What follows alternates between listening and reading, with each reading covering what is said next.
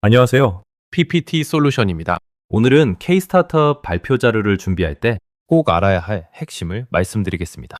K-스타트업 발표 자료나 정부 지원 사업 발표용 PPT 제작이 필요하시다면 영상 설명란에 있는 1:1 문의를 통해 상담을 남겨주세요. 사업 계획서나 기존 자료를 기준으로 어떤 내용을 앞에 배치해야 하는지, 어떤 부분을 줄여야 하는지, 심사위원 관점에서 어떤 흐름으로 발표 자료를 구성해야 하는지 함께 점검해 드릴 수 있습니다.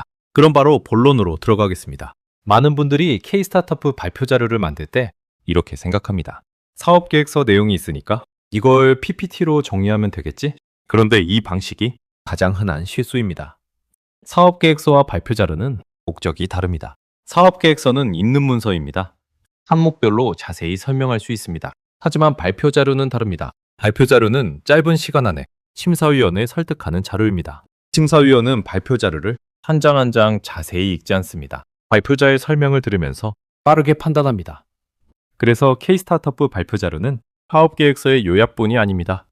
평가 흐름에 맞게 다시 설계한 자료여야 합니다. 단순히 내용을 줄이는 것이 아니라 심사위원이 궁금해할 질문에 순서대로 답해야 합니다. K-스타트업 발표 자료에서 가장 먼저 봐야 할 것은 4가지입니다.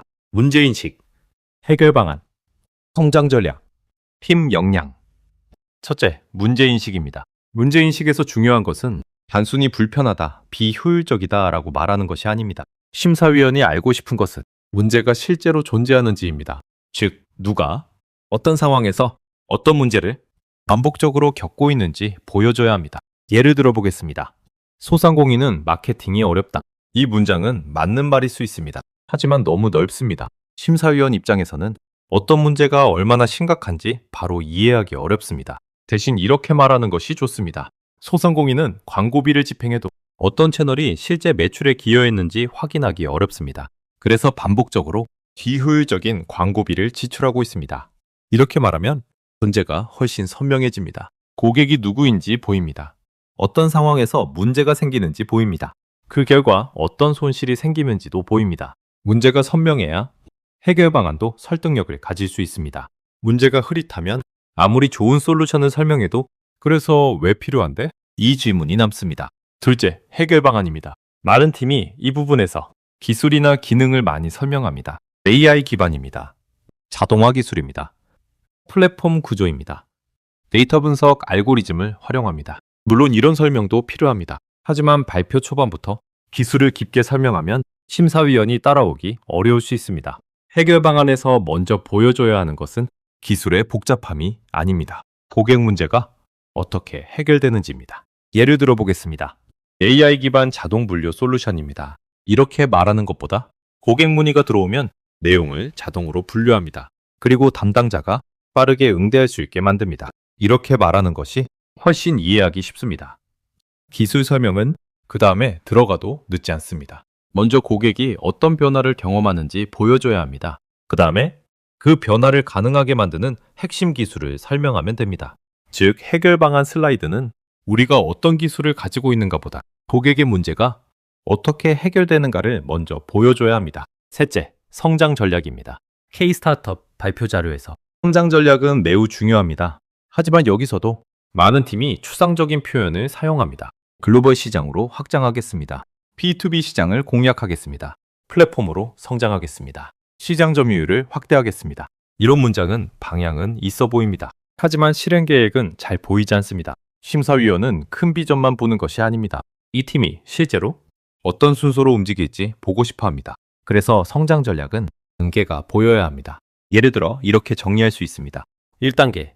초기에는 특정 고객군을 대상으로 문제 해결 효과를 검증합니다. 2단계. 검증된 고객군을 대상으로 유료 전환을 만듭니다. 3단계. 유사 산업이나 B2B 고객군으로 확장합니다. 이렇게 단계가 보이면 훨씬 현실적으로 느껴집니다. 여기에 숫자가 들어가면 더 좋습니다. 목표 고객 수, 예상 매출, 계약 단가, 확보 채널, 실행 일정. 이런 내용이 있으면 성장 전략이 더 구체적으로 보입니다. 중요한 것은 숫자를 크게 보이게 만드는 것이 아닙니다. 심사위원이 봤을 때 이 팀은 시장에 어떻게 들어갈지 알고 있구나, 실행 순서를 고민했구나, 이렇게 느끼게 만드는 것이 중요합니다. 넷째, 팀 역량입니다. 팀 소개 슬라이드도 자주 아쉬운 부분입니다.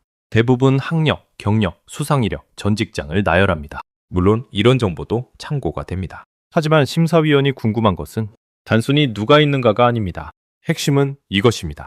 왜 이 팀이 이 사업을 실행할 수 있는가?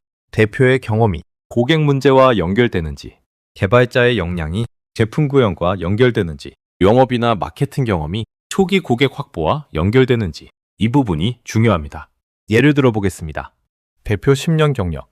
이렇게 쓰는 것보다 대표는 해당 산업 고객을 10년간 직접 관리하며 반복적으로 발생하는 문제를 확인했습니다.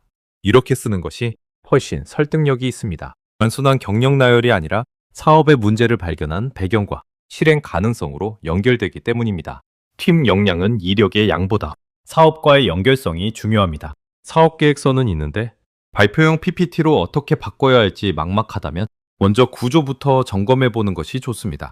PPT 솔루션은 1대1 상담을 통해 현재 가지고 있는 사업 계획서나 초안 자료를 기준으로 발표 자료에서 어떤 메시지를 먼저 보여줘야 하는지, 어떤 내용을 줄여야 하는지, 어떤 흐름으로 설득해야 하는지 함께 정리해 드립니다. K-스타트업 발표 자료를 준비하고 있다면 영상 설명란에 10일 문의를 통해 상담을 남겨주세요. 같은 사업 내용이라도 어떤 순서로 보여주느냐에 따라 발표 자료의 설득력은 달라질 수 있습니다. 감사합니다.